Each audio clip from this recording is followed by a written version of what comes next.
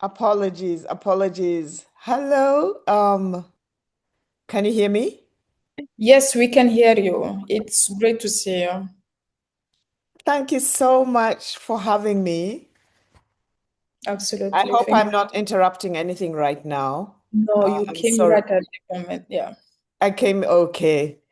Apologies, I had wanted to be here earlier, but I did send a message. I've just been officiating at a graduation ceremony and it went overboard. I thought it would be done by 11. But then for some reason it went overboard. It went overboard. So I hope you saw all the messages, the frantic messages. But thank you so much for having me. And I'll keep Absolutely. quiet until you tell me what to do. Absolutely. Yeah, well, it's an honor to have you, and this is really a pleasure to see such diversity in this room. So, we are currently over 20 people coming from all across Africa, Francophone as well as Anglophone. And we're here to learn more from you, get inspiration, and just to see how we may put into actions any lessons or techniques or whatever you would decide to share with us today, Debbie. But we are really grateful to have you.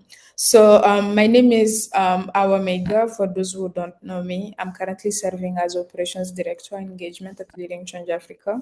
And again, it's truly an honor to welcome you here today. So, our mission at Leading Change, for those who don't know, it's simple and very ambitious. We aim to equip young Africans with the leadership, education, and entrepreneurial tools to transform their own futures and their communities as well as their continents. And inspiring journeys is one of the pillars initiative of that mission because stories shape vision, ignite ambition, and remind us that leadership is a journey, not a destination. So I'm going to just share with you a couple of instructions for us to have a good time together. And what you might understand here is that for each of our series, we bring in leaders like Debbie, professionals, entrepreneurs, and innovators from around the world to not only share their personal journey, but also to reflect on their challenges, breakthrough, and lessons learned, offer practical advice to our scholars and communities, and also inspire the next generation of African change makers. That's exactly what we're doing here. So every session is designed to be interactive. So please feel free to engage at any point, ask questions in the comment section, and take notes because this space is for you. Again, your comments might come as questions, but we may also have a Q&A session at the end for 15 minutes where you will get a chance to interact directly with our guest today. So again, we are honored to have you, Debbie, and you are someone whose work aligns deeply with our values and principles here at Leading Change, resilience, service, leadership, and impact. And we are more than excited to hear your story, your insights, your advice that would help us as young leaders to keep doing what we do and keep impacting our own communities. That said, I'm going to just pause right here and leave the floor to you to whatever you want to share with us today, Deborah.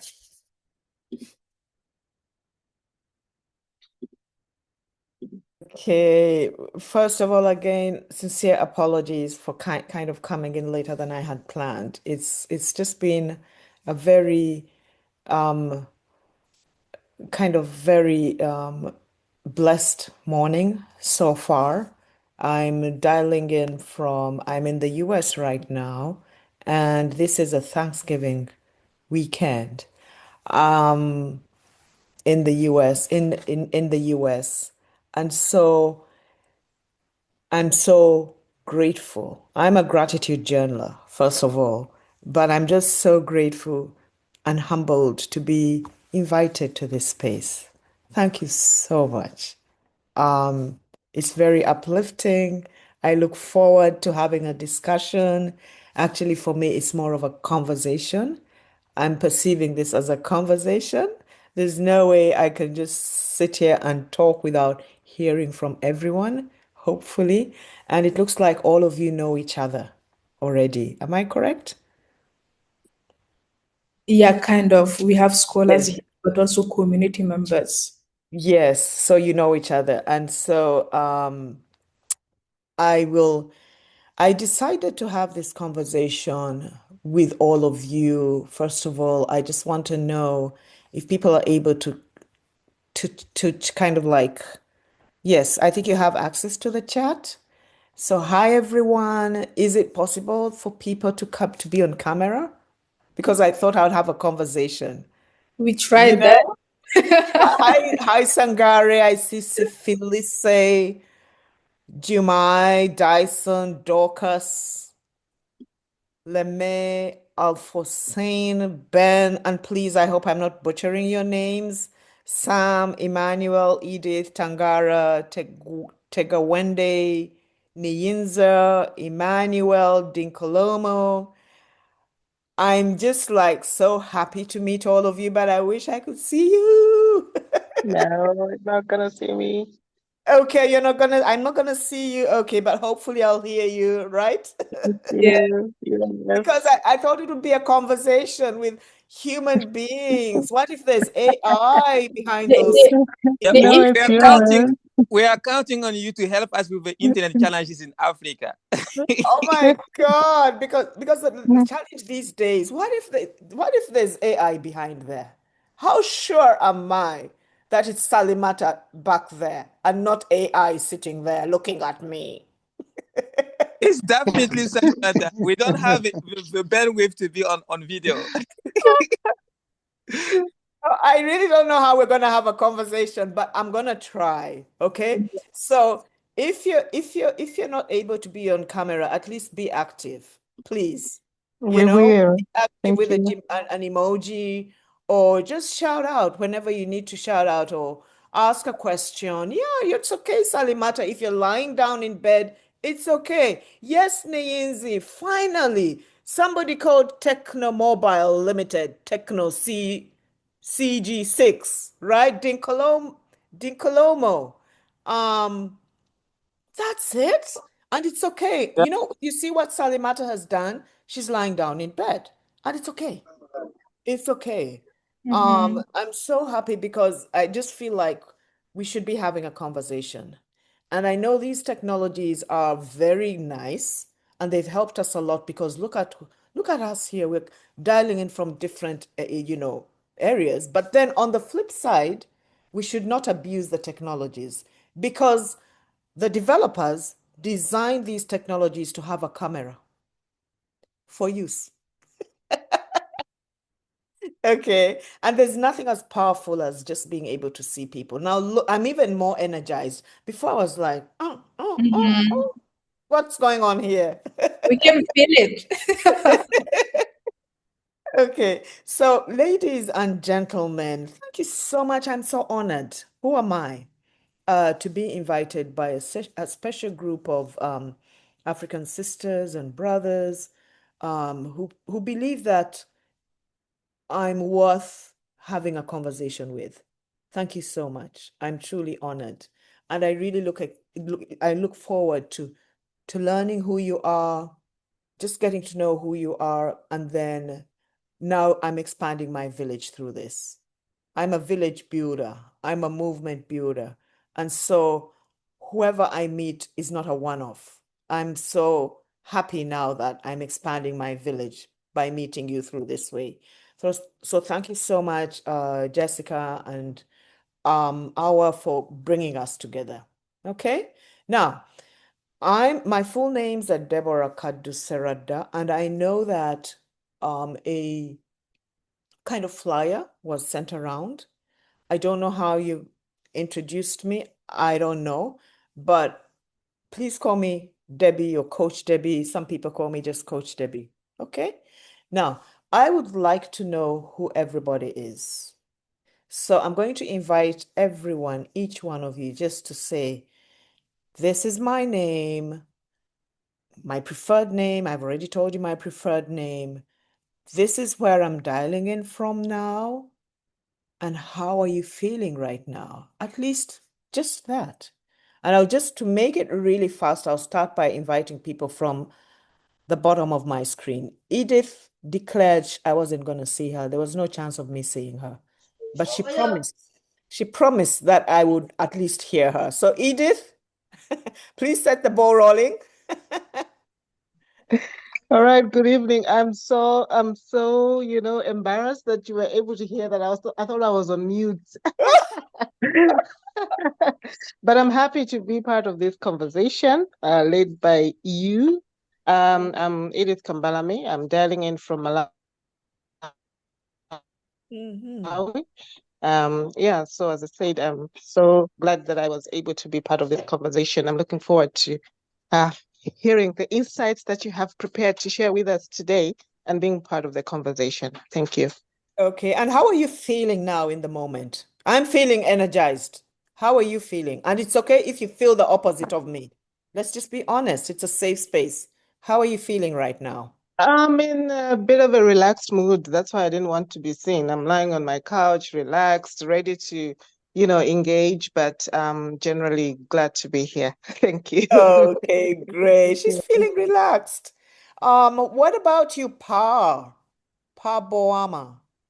You're the next on my screen. Okay, I'm Henry. I'm Oh, Pabuama. oh, you're Pabuama. Henry. But Okay. yes, Henry. Mhm. Anokwa is my official name, but Pabuama is my screen name. I'm in Ghana. Um, Aha.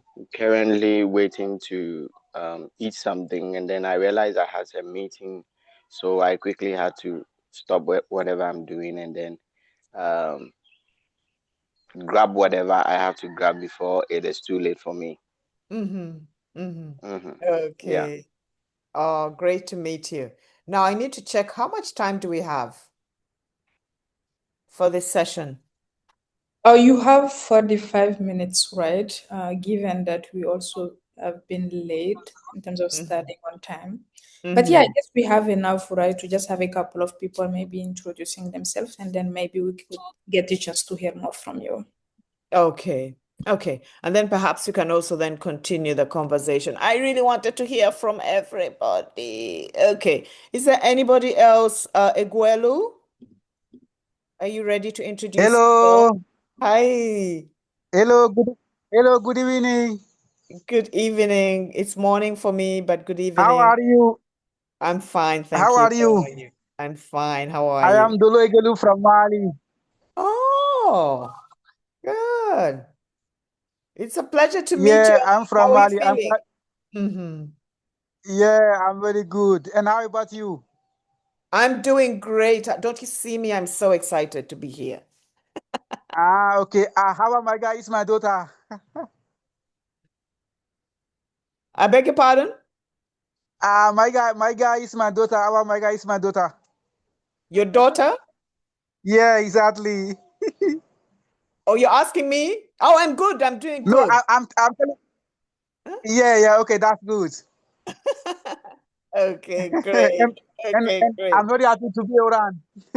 Great, great. Okay. Now I see Okay. Alfosaini. Alfosaini, you've come on camera, so how are you? You're on mute. You're on mute. Hello? Alfosaini, Fosaini? You're on mute. We can't hear you. Yeah, I said I'm come from Mali. Uh-huh. I'm proud to be here and to learn Good. about your journey. Okay. Thank you. Okay. Thank you so much. And Techno Mobile? At least let me hear from those courageous leaders who are on camera. Techno Mobile, what's your name? You're on mute. You're on mute, my dear. Yeah. Techno Mobile?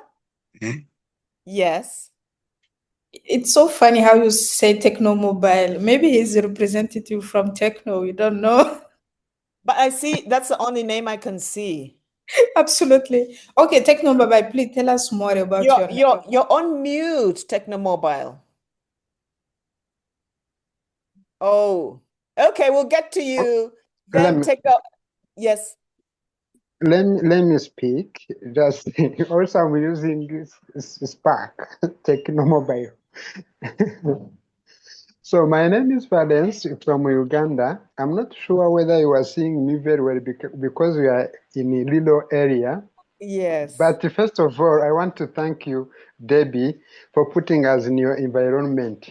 Really, you have already put us in mood of this conversation. So I am a senior social media manager or social media coordinator in CLON. It is a Chaka Refugee-led organization network. So I'm happy to be in this meeting, and I believe that I'm going to gain more knowledge about managing social medias or improving my skills in leadership, and I'm going to profit this organization. Thank you so much. Oh, thank you so much. And you said you're in Uganda. Which part of Uganda are you dialing in from? Chaka 2. It is South Chaka 2 refugee settlement. Oh, okay. Is that oh gosh, Fort Portal side, is it? Yeah, Fort Portal side, right? Okay. yes, exactly. Okay. Amazing. And I'm seeing my sister here. Oh my God. Now, I wasn't telling lies. My dear sister Koratimi, I apologized. I said, I've been running late because I'm running late. I'm sorry because I had a graduation event. I didn't talk about the details. If people felt that I was telling lies, it was an excuse. I wasn't telling lies. Koratimi, first of all, everybody here, just clap for her. You don't understand why I'm telling you. Just clap and ululate the African way. Thank you. Thank you. Now, I hand over the mic to you. Thank you for coming. Thank you for saving me because I was like, people are looking at me and they're like, this African sister, she just decided to keep African time, right? But I genuinely, she's the reason why I was running late. Paratumi, go ahead. Go ahead. Confirm. Thank you so much, Mentor. Mentor Devi. I'm So so you happy now to see you here. I'm you not remember surprised. you remember when I was telling you some Yeah. Malians are joining the program?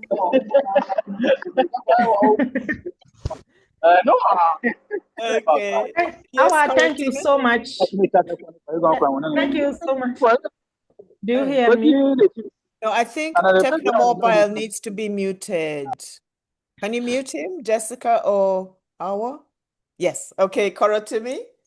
I'm so happy to find this positive energy here again. Thank you so much, Mother Devi, for being here with us. When I saw you, I'm not surprised, but I'm so delighted. Your positive energy keep me awake. And it has been a pleasure for me to meet here. And this is an opportunity for me to thank you and all my gratitude to you and your team for organizing G4G. You don't know how it has changed my professional lives.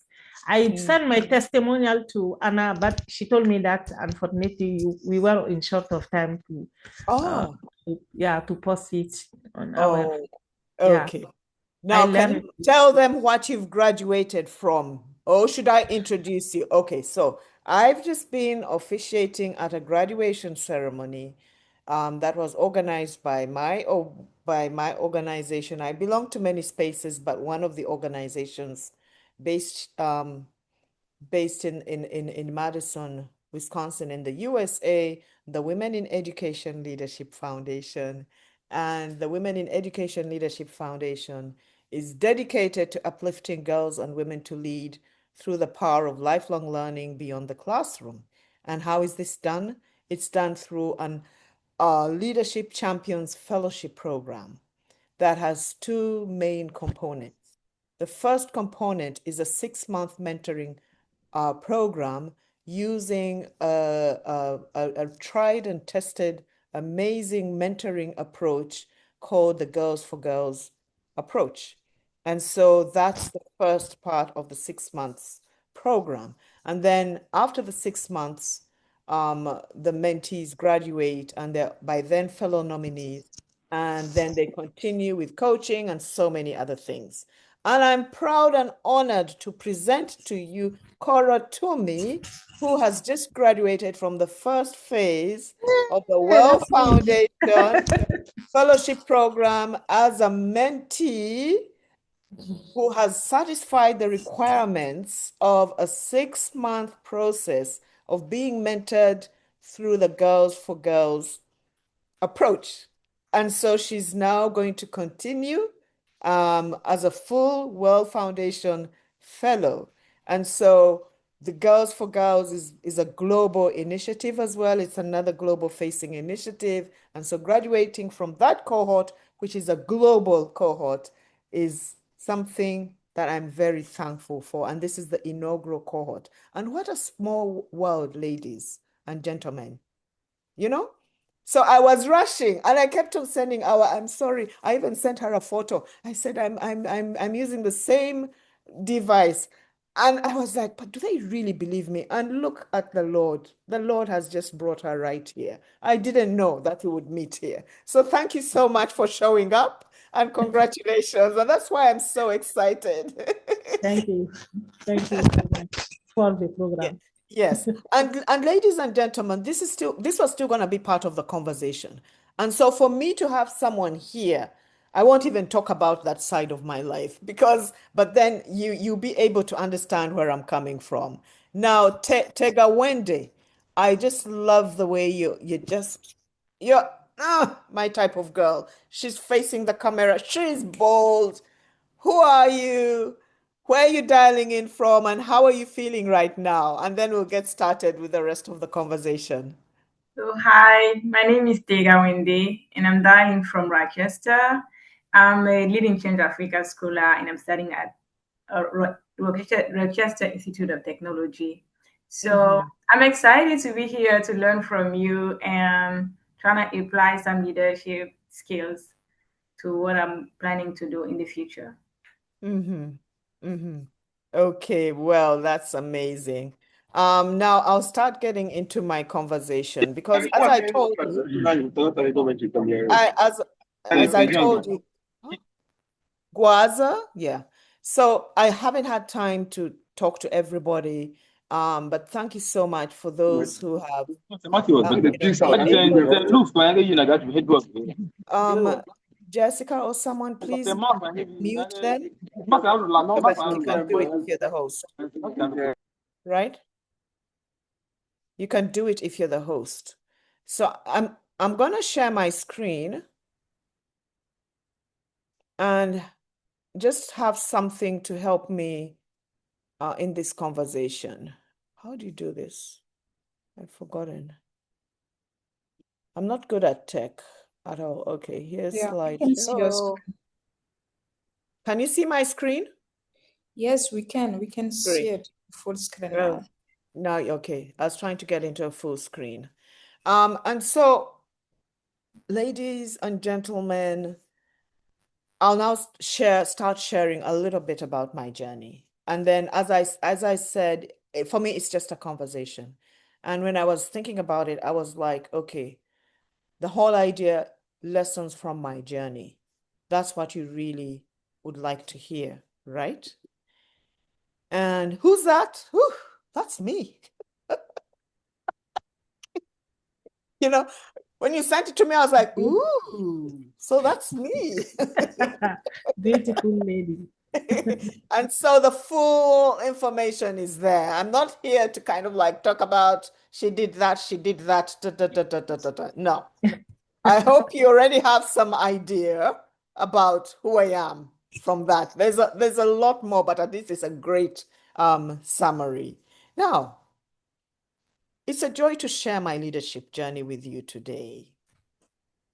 A journey that began long before I even really ever held any title in the world. When I think of my journey, I was looking at it, inspiring journeys, lessons from your journey in nonprofit leadership. For me, that's a title. And academic engagement. Woo, is that me? Bridging local communities with international platforms. I'm like, Is that like a little African girl, really? I don't recognize her. So I was like, for me, those titles, they're a bit scary. Okay. Because when I think of leadership, leadership is not titles. In my world, it's not about the titles. The names are very important because the names kind of provide us with our cultural identity. And some names, especially in African culture, are very specific. Some people have specific names that identify them as, let's say, the firstborn or the lastborn in a family or a twin, you know? They're names that actually kind of like that we're given, especially in our African culture, where you actually automatically will know that that's the firstborn or that's the secondborn by virtue of their birthplace. But frankly, for me, leadership, I think my main message here is not the titles. Those leadership positions are important identifiers. They help us to structure our work. Let's say if you're in an organization, it helps to structure work around knowing who is the finance manager, for example, who's the chairperson of the board. But at the end of the day, leadership position titles without a leadership mindset, without leadership behaviors, in my world is nothing.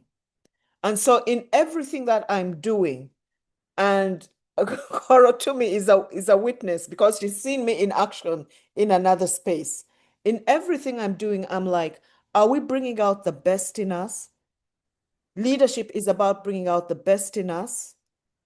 Are we helping people to understand who they are, their purpose, their strengths, their weaknesses, that kind of thing? So that's why I'm like, I'm not a title person at all. Okay. And that's why I'm not even in politics, for example. I can't be a politician, someone like me. There's no way. Because I'd be too scared. You know, in my country, Uganda, where I come from, the politicians are called honorables. And sometimes I look at them and I'm like, who told you you're honorable? What's so honorable really about you? Honorable, honorable, honorable. And then in my local language, oh my God, in my local language, when honorable is like, Owechitiba, what would that be in English? Somebody magnificent. Eh? People walk in and they say, Honorable so and so. You're at a funeral. They start saying, Honorable so and so has come in. Honorable so and so is at this funeral. And I'm like, what is all that for? You know, what is so honorable about you when you're also going to end up in the same casket at some stage? So I think it's very important for you to understand my take on leadership. It's not about the titles, okay? So that's why I'm saying that it's a joy to share my leadership journey with you today because my journey began long before I even had a title like these titles you've seen here. And these titles are necessary, you know, for structure, for organizing, so that people know who does what, who's responsible for that. They're necessary. But to tell this story, I'm going to begin with a framework that I designed for an organization that I founded in Uganda, that's working in Uganda, called the Icon Enterprise Foundation. And because there's no way I can tell my story without introducing you to the framework. And this really, for me, is my leadership journey. It's life's journey. Whenever I think of my leadership journey, it's also my life journey. Okay? Now, let me first explain this model a little bit, then I'll share. So, the Icon four-dimensional leadership model is a framework that I designed for this particular organization. And this particular organization is dedicated to strengthening family leadership for social transformation. As far as I'm concerned, my experience, and here I'm sharing my experience, our leadership journey is really our life journey. And I represent this in the Icon four-dimensional leadership model that we use at Icon to frame everything we do. We have leadership academies that we convene, and everything we're doing, we're reminding everybody of the fact that we operate through life in 4 dimensions. The first dimension is the self dimension. Can you see this number 1 here? Can you Yes, see this? of course. Okay. Okay. So the first dimension of life, for me, life and leadership are closely intertwined. My leadership journey is my life journey. Why? Because for me, leadership is not about a title. It's about a set of behaviors, a mindset. Indeed, the motto of the leadership academies that we design in the Icon Enterprise Foundation is changing mindsets, nurturing entrepreneurial leaders, creating social transformation. The minute we have changed mindsets, we start having a situation where you can actually nurture entrepreneurial leaders. And entrepreneurial leaders is not about the money, the business. It's the entrepreneurial nature of someone who then can create the social transformation in all areas of their lives. And so the 4-dimensional leadership model that I designed and that I live by was something that emerged from the story of my life. I sat down and I realized that I'm operating in 4 dimensions every day, and they need to be balanced. I cannot afford to ignore one dimension of my life at the expense of another. So the first dimension is the self. It starts with me as an individual. The second dimension is the family leadership. I'm leading as a family leader. I'm leading also in the third dimension in my workplace or in my school if it's students or my occupation. Okay? So the workplace is that place you go to where you're trying to earn an income to survive. It's also all about you for your survival and your dependence, right? And then a very important dimension is the community service, public service, where it's all about others. It's not about you. This is where we're leading. For example, here, I'm actually operating in my 4th dimension right now. I'm here not because it's my workplace. I haven't come here because I'm going to be paid, but it's about sharing my story and perhaps it will benefit somebody else. Okay? So we all operate in these 4 dimensions. So that's why to tell the story of my life, I begin with this Icon 4-dimensional leadership model because these 4 dimensions are not abstract concepts for me. They are the story of my life and hopefully yours. And I found that when I share this with other people, they actually find themselves in this dimension. The self-leadership begins the day you are born. The day I was born, my leadership journey began the minute I entered the world and escaped. They call it escape. My mother's womb. I don't know why they call it escape. That's too dramatic for the poor baby. Before I had words, I had to self-lead for survival. Okay? And those of you who are mothers or anybody who has seen a baby, the minute I came into this world, before I had words, I had to self-lead for survival. I cried loudly to announce my arrival. Woo! And everybody knew, like a baby has arrived. Baby has arrived in the world, right? I was aware of my rights. I had to announce my arrival. And that's why when a baby is born and the baby doesn't make any noise, it's bad news. We all know that, right? I instinctively sought my mother's breast for nourishment. Remember, I was pushed out into the world. I had been feeding from my mother through the cord in the tummy, and now I was forced. And for those of us who are mothers, it's one of the most difficult things. When I had my first child, I used to think it was automatic, you know how to breastfeed a child. Whew, my God, I suffered. just learning to breastfeed a child.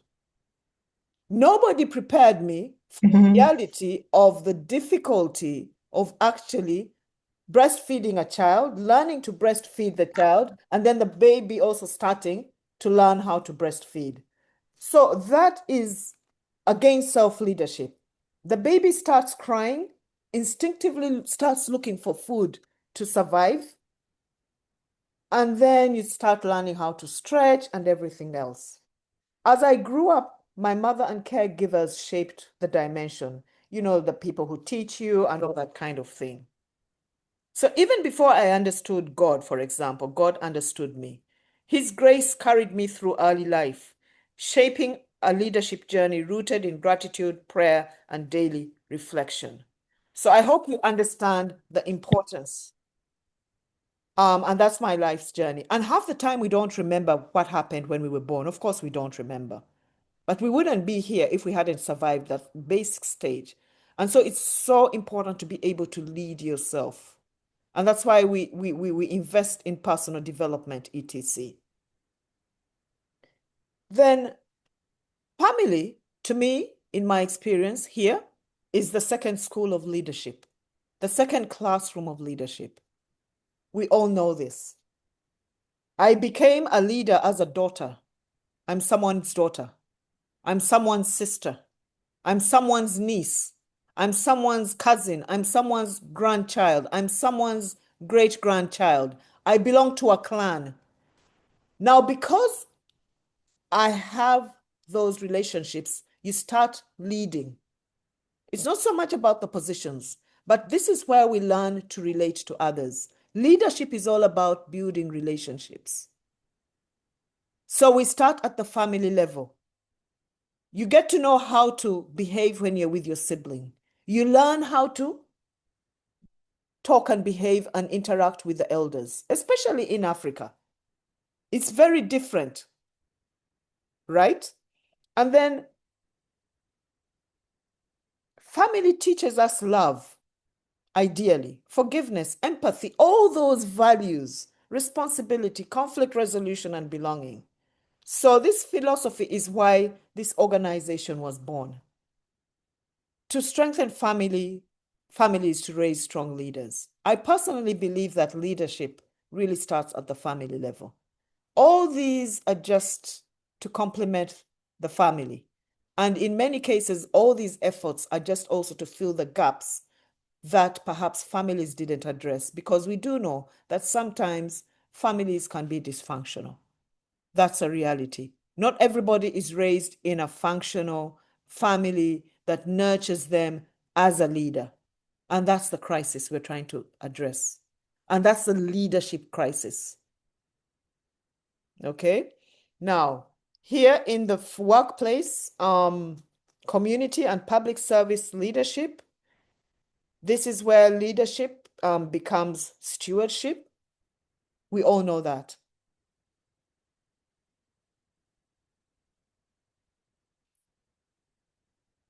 And then we've talked about community service, and then the school and workplace. I'd forgotten.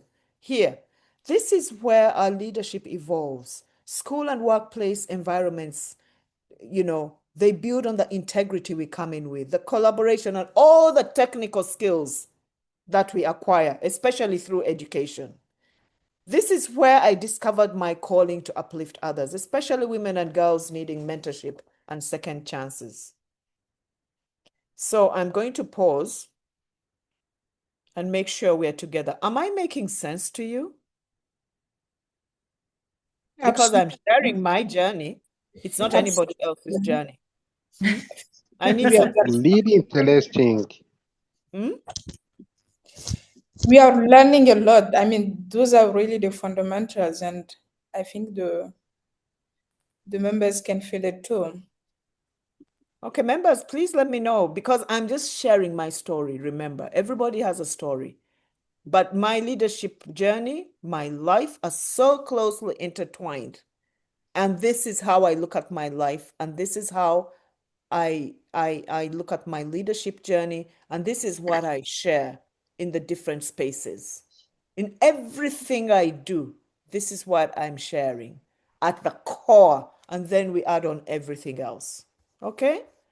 Um, Now I want to go on to something very important. So I've shown you what my leadership journey has been like, and this organization that I founded, where we have leadership academies that we convene through school communities in my country, Uganda. And it's tough.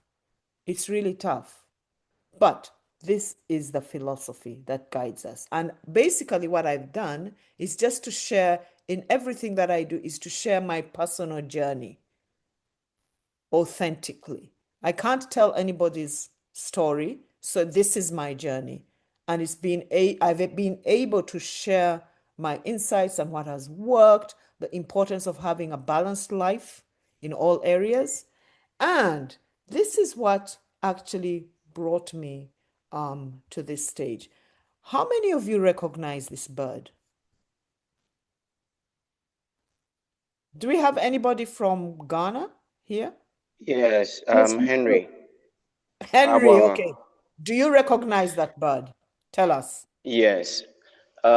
This bird is a Sankofa symbol, Uh-huh. and it signifies the it tells a story of going back for the good values, the good deeds, the good things behind you, or that you have left behind. So anything good that you have left behind or you have behind, any history that is relevant that you needed today, you can virtually go back and then bring it into our time and use it for your benefit and for the benefit of the society. That is what Sankofa is about. Thank you so much. When I tell my leadership journey, it's in two parts. The icon, the four-dimensional leadership dimension where I can share, you know, different lessons in the four dimensions, right? I see a hand up, yes? I thought I saw a hand up. Okay. And then the second part, the life I lead in Africa. Very grassroots, simple interventions that we have at the community level, trying to build leadership through the four-dimensional leadership model. Now, the Sankofa bird is a mythical bird from the Akan people, I think, of Ghana. Thank you so much, Henry. And it symbolizes the importance of learning from the past to build a better future. So that for me is a very, very important principle. So the same way I'm always in that four-dimensional mode, but I'm always reflecting on where I'm coming from and building on where I'm coming from. And that's why I'm so excited that you've now become members of my village, right? I'm building and I'm able even to share these insights because I'm always in reflection mode. And what has happened is that the Sankofa bird teaches go back and fetch what you need, move forward. That's why we talk about sitting on the shoulders of the mothers who came before us and the fathers and the grandfathers. We are here because they're people who have shaped us. The Sankofa bird in self leadership, I look back to my beginnings, my faith, my survival, my childhood values. Sankofa in family leadership, I look back to my roots, my family, my culture, my community. Sankofa in the workplace, I look back to my lessons, growth, mistakes, mentors. Sankofa in community leadership. I look back to my purpose and the responsibility to bless others. So I'm always in Sankofa mode. I really love this symbol, because it depicts the bird with its head turned backwards. Can you imagine? A bird with its head, it's turned backwards, it's holding an egg in its mouth, okay? And it actually represents the act of looking back to retrieve wisdom for the future. For you to move forward, you need to know where you're coming from. And you need to build on the foundation. You need to grow your village. And so from icon in Africa to now being able to share, and the Lord works in mysterious ways. Korotimi is a testament of an African seed that I planted in Africa that has now become a global vision for me.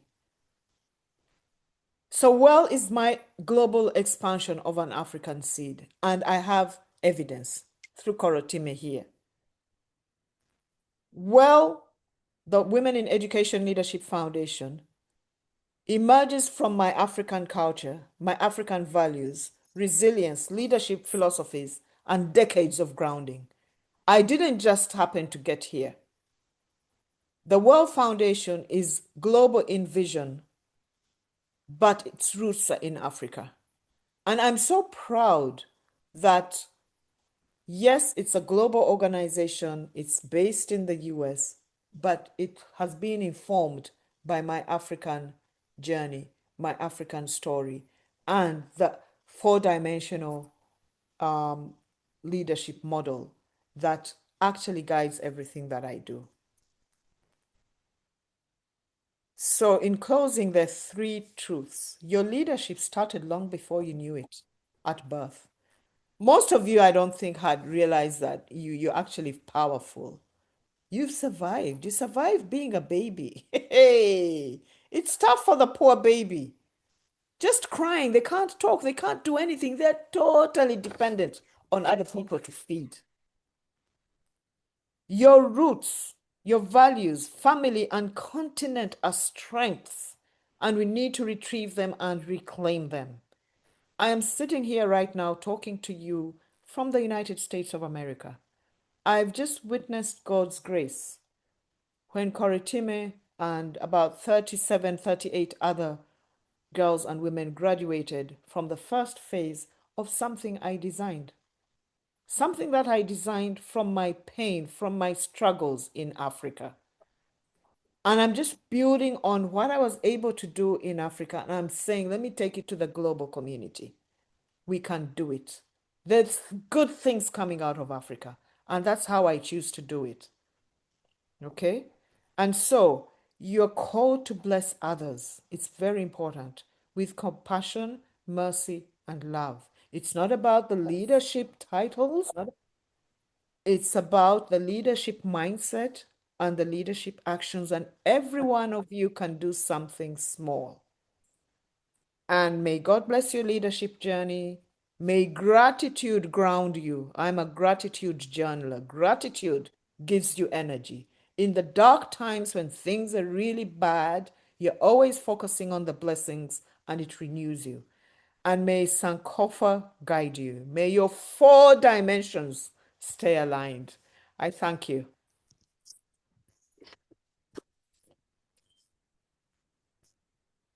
Wow. Wow. Wow. This is truly inspiring. This is truly inspiring. Thank you so much, Deborah. We have learned so much, and you can even hear it from the room. You can see how people are just like, wow, wow. I'm like, that's amazing. I love the energy here. So we'll be soon opening up for Q&A. But before we do you have any comments or would you like to add anything you have take out of what Deborah just shared with us? I know, Harry, you are really motivated. Kurutum, anyone else? Would you like to say anything before we get into the question and answers section? Yes. Yes, I want to say something. Is it on my end or your screen seems to be black, Kurutum? You hear me now?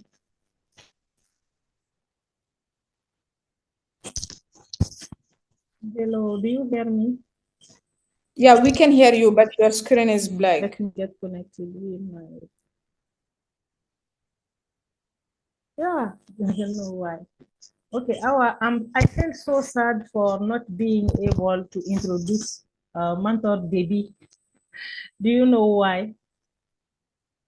Tell us, we want to learn. Oh,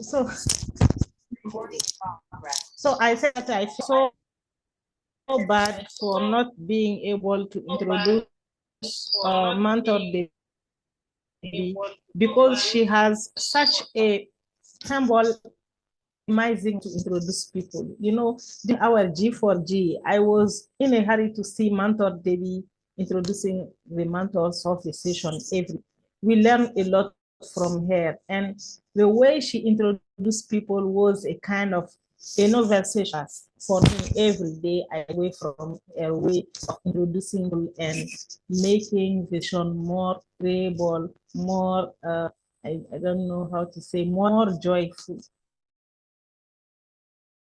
So I'm very happy and grateful for what she's doing for African ladies. And it is so blessing to have this different project and program skill because God is here and thank you very much, Mom, baby, for all that you are doing. And I perfectly understand what you said about your story. Where you are from and tell me where you are from and I will tell you where you are going. So thank you very much for inspiring. I know the family, work, the personality, all of those things are linked. They are interconnected. So one is the heart. Thank you very much for sharing your story with us. And I'm sorry for not being able to.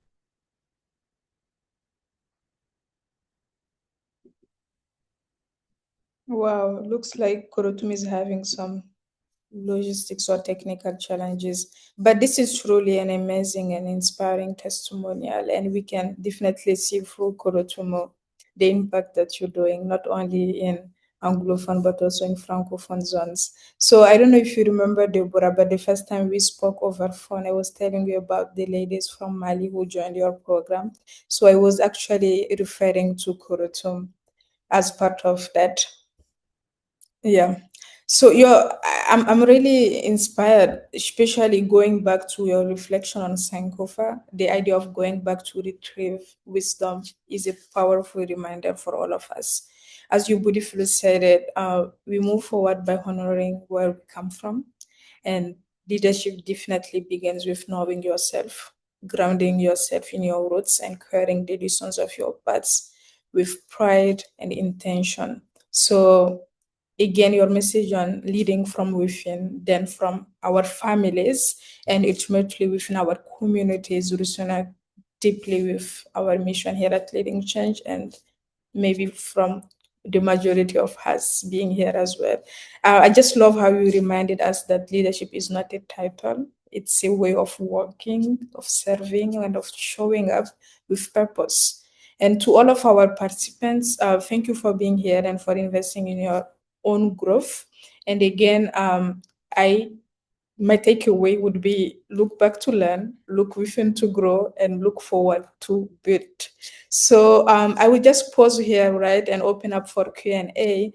So for anyone who would like to just ask any questions for Coach Debbie, please go ahead, unmute yourself and ask your questions. You can also just raise your hand and we'll see who to pick.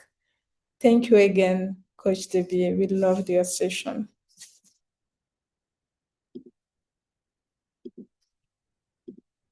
Thanks, dear. I'm glad I was able to, my journey was, resonated with you. That's all I can say. Because it's my journey. I can't tell anybody else's story. I can only tell mine. Absolutely. It's a beautiful one. So, does anyone have questions? Jessica, I know you were excited to hear from Coach Debbie. So, what is one takeaway, or what is one question you might ask her today?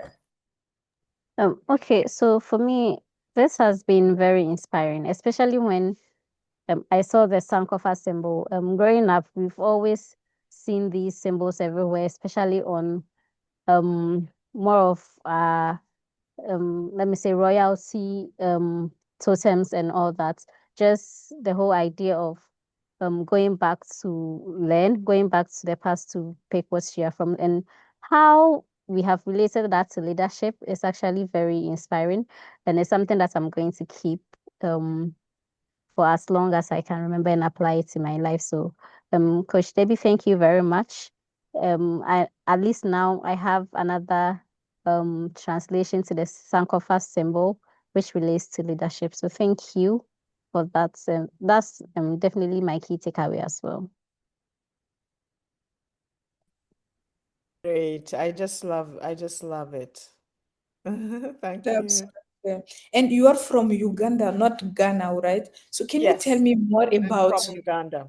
how you came up to that Sankofa, core leadership values? How did it connect with you, and how did you decide to embody it?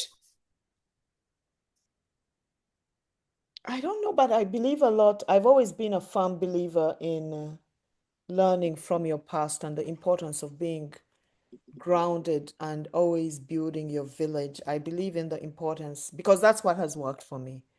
Making connections, not being, I'm not a one-off person. I'm not a one-off person. I've met you now. I'm like, how can we join hands and do something bigger than each of us individually? I'm just that type of person.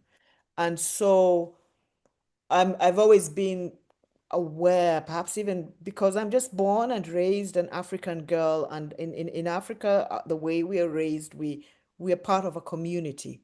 We don't belong only to our nuclear family. And the way we operate and the way I think, I have that background. Some people might find it old-fashioned, but that's what has worked for me. And that's what continues to work for me. And so I grew up not belonging only to my dad and mom. I belonged to the clan. I belonged to the family. I belonged to the church community. Oh, just hold on. My laptop is gonna die on me. Oh my God, where's the cable? Coming. Just a second. Sounds good. In the meantime, for those who has questions, please prepare to raise your hands. So as I was saying, it's part of my upbringing, the way I was socialized. I was not raised the way, let's say, people here in the West can be very into themselves and it's only mom, dad, and siblings, and perhaps a few cousins and a few grandparents.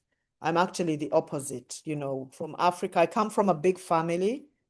I thrive in building connections and also knowing my roots and always I'm a fireside chat type of person, and I think Korotima has had the opportunity to see another side of me. Whatever she's been participating in me, it's about a multi-generation of bringing different generations together, bringing the seasoned wisdom together with the youthful energy, because I grew up learning from my grandmothers, learning from the aunties, but also learning from my siblings and the cousins. The things you learn from them. But then the principle of being grounded and not forgetting where you come from, right? Not forgetting where you come from. Just because now I've met you, I shouldn't be discarding all the other networks. I'm like, how do we now get this team together? How do we draw it in? So when I the first time I saw the Sankofa bad and I started understanding it, and I have a sister who also is fascinated and also quotes it a lot. That's our chairperson. She's Ghanaian actually. Eventually, she was also talking about it. It just made so much sense to me, and it's just so intriguing. You're moving forward, but how do you move forward if your head is, you saw the image. The head is turned, but it's moving forward, which is very powerful. When you're looking back, it doesn't mean you cannot move forward with intentionality. So that's how and for me now, it's really become something I really embrace because it's the only visual symbol that I've found in the world that explains my philosophy of being grounded and being authentic. You cannot be authentic without being grounded in who you are and where you come from. I'm first an African. You're very lucky I haven't started sharing all my names, all my African names. You know, I know my clan, I know where I come from. And so when I show up even in these global spaces, Because I know where I come from, I have a confidence where the people who have some wisdom will know, oh, this one, even if you try to discriminate her because of her color, she doesn't really care. Because I have that confidence of knowing that I'm a proud African girl. And yes, I've overcome so many problems, so many challenges. I've fallen down and had to get back again. How did I do it? Because I was grounded. Yeah. This is really deep. I love it. I love it. So, Koretum, I can see your hand. You are muted.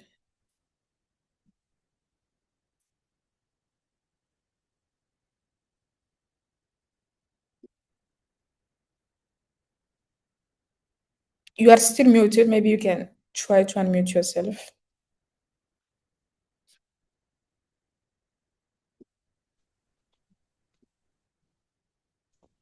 Good. Okay, can you hear me now?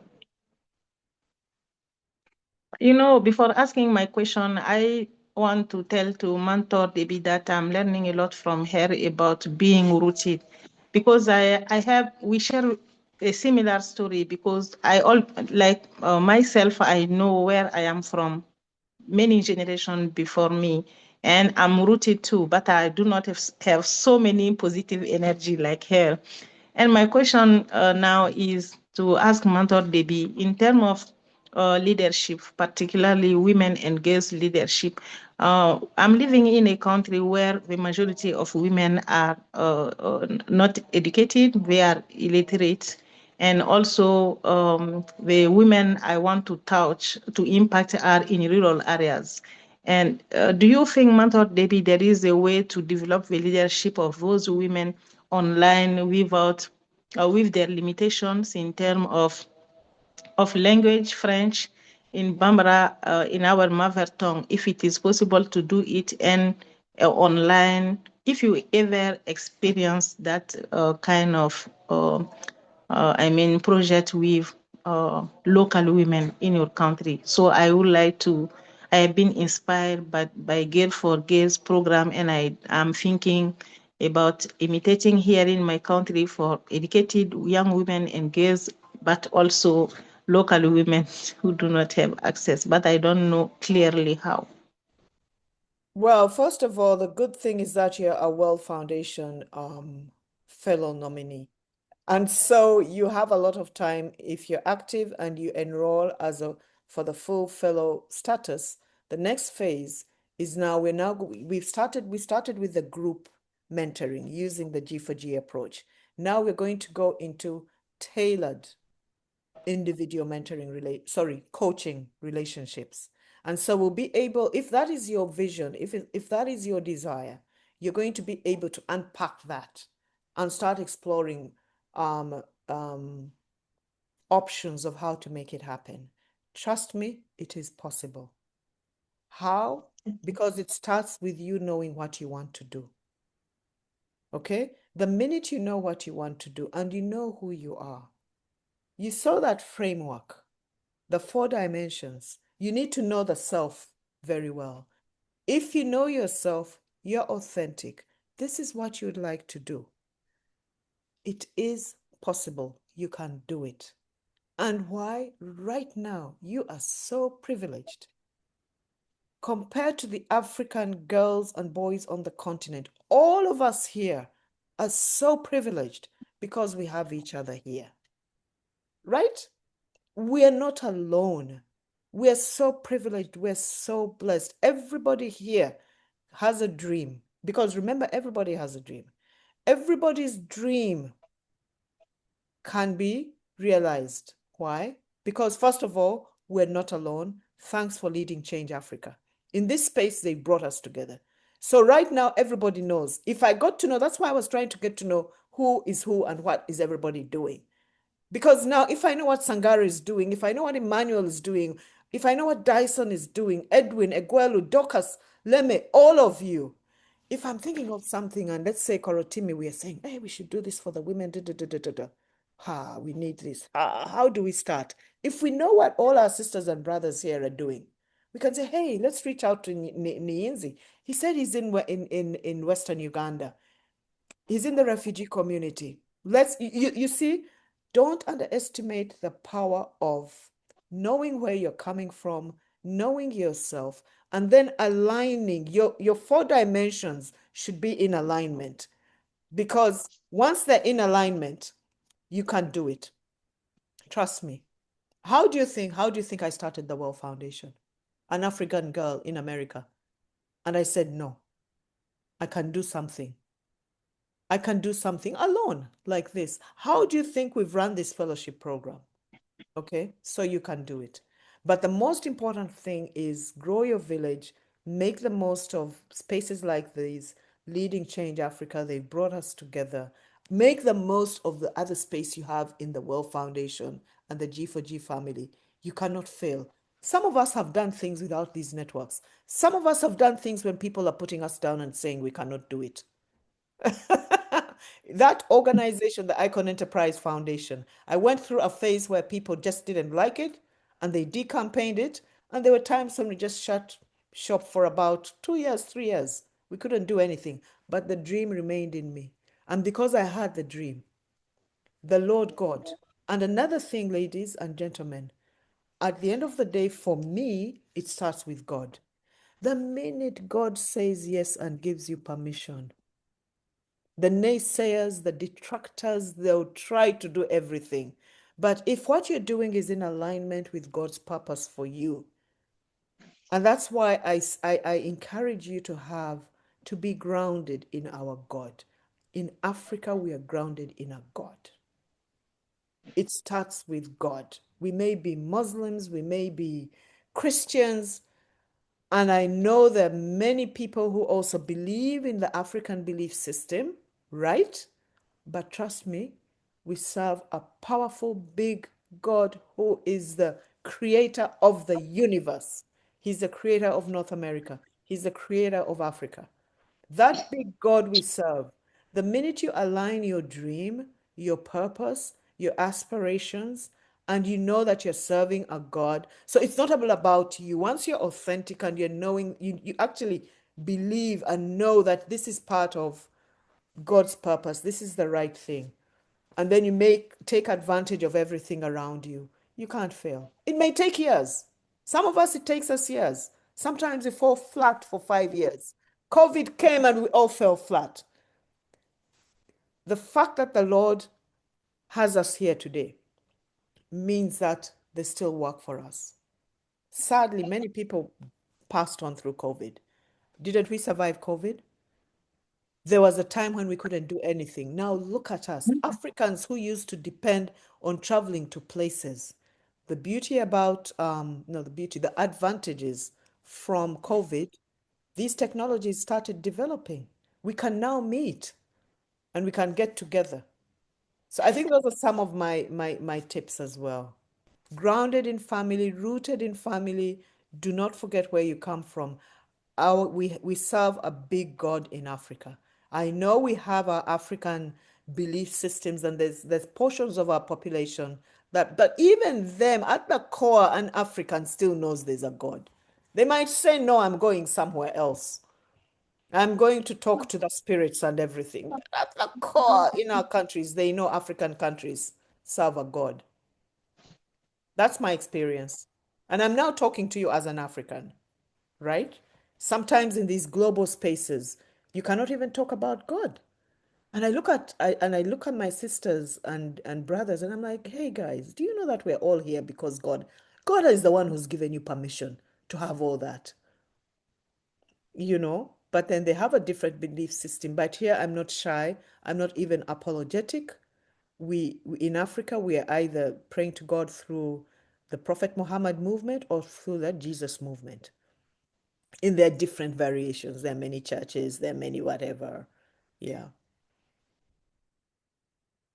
Now that's my story. That's what has gotten me here. And you just stick to me. Stick to leading change Africa. There's no way you can fail. It may take a while. Rome wasn't built in one day, remember?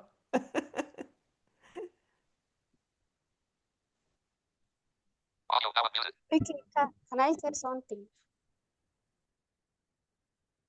Hello. Go ahead, please. We can hear you. This is Jumwe, and from what the speaker have said so far, I've really learned a lot from her. And as a person with visual impairment, life generally is not easy. You come from a community where people identify you. First, identify your limitation. They don't believe you can be anything in life.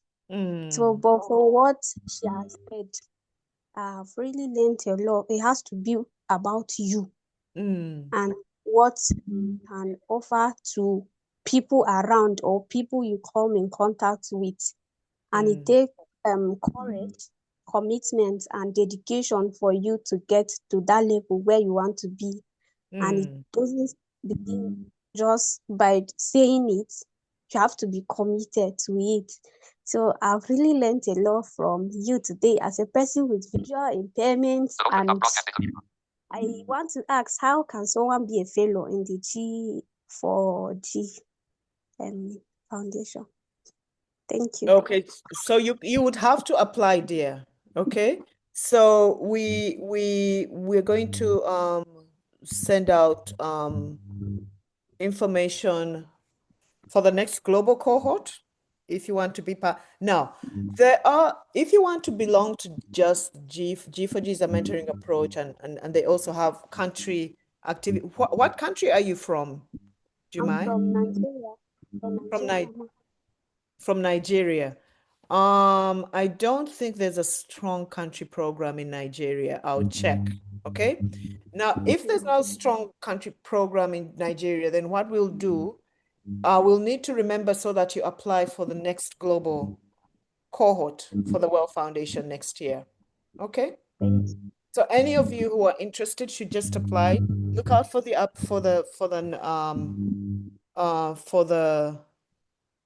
because if you want to be, so the Well Foundation uses the G4G mentoring approach for the first 6 months. So if you're interested in being a G4G mentee only, we would first look at the country situation. But I don't think that, but I would encourage you, you don't need to limit yourself.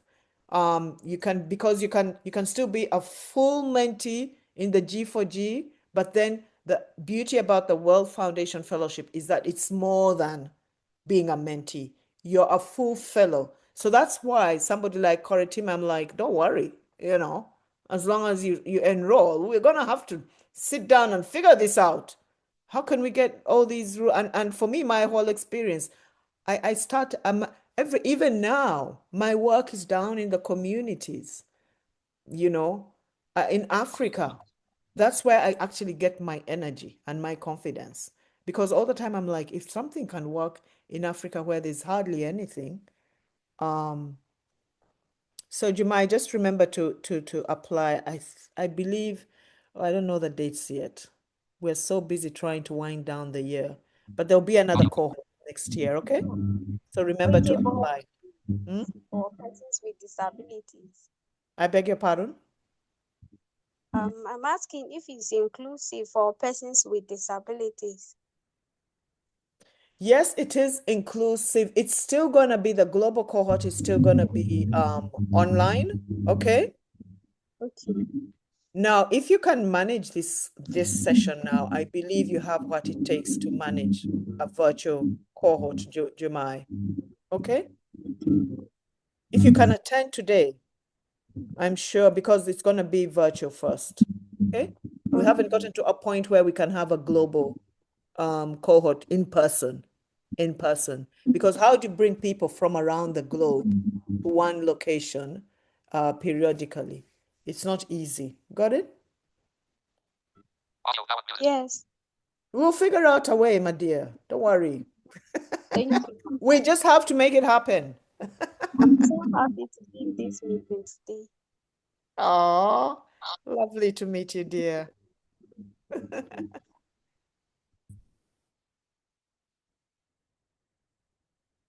Sounds good. So, do you guys have any more questions for Coach Debbie? Ben, I can see you there. Do you have any questions? Okay, I just wanted also to share that in my work in Africa, another area that, because we have a family focus in my leadership approach, whether I'm coaching and everything, I'm a feminist first. It starts with girls and women because girls and women are the ones who bring children into the world.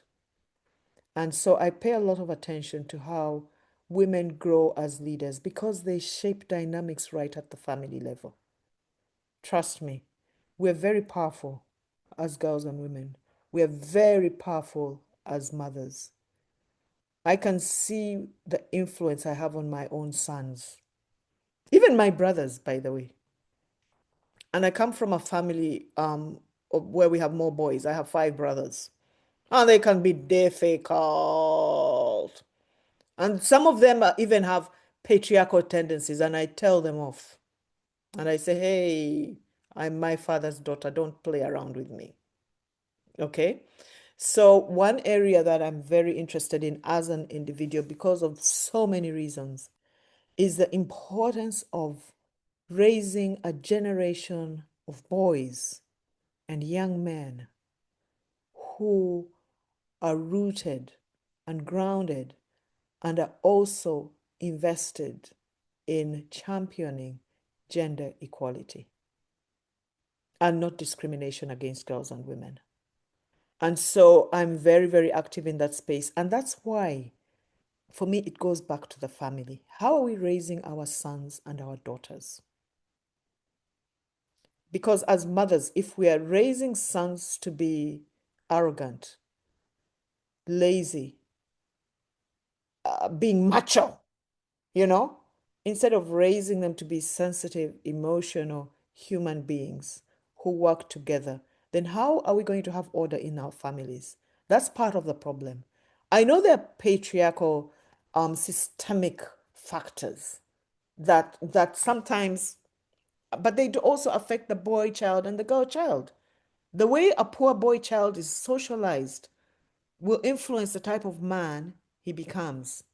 So that's also, I'm a feminist. I'm unapologetic that it starts with girls and women because once a woman goes wrong, the whole clan in Africa, I've seen families that are in trouble because of one single evil woman. And here I love this space because I'm speaking as an African, right? One evil woman can turn everything upside down.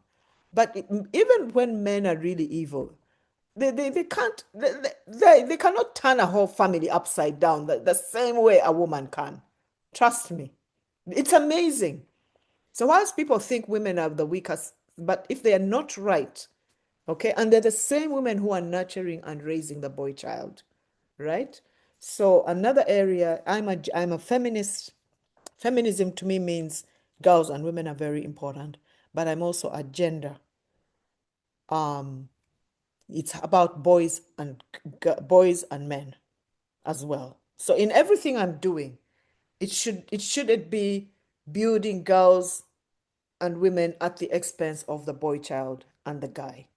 So that's something else you need to know about me. So I have a lot of experience also in that area and even developing leadership programs around positive masculinity.